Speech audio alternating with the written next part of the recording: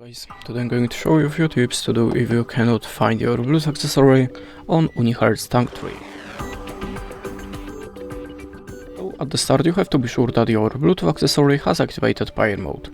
How to activate it? You will find a manual to your device or maybe on your YouTube channel, so just check it and be sure that your Bluetooth accessory shall be visible for other devices.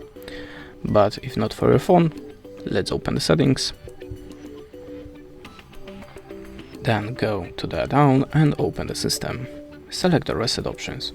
Choose Wi-Fi, mobile and Bluetooth and tap on the reset settings button 2 times.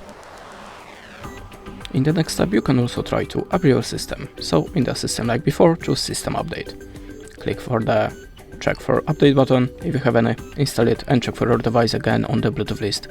And that's it. Thanks for watching, leave us a like, recommend and goodbye.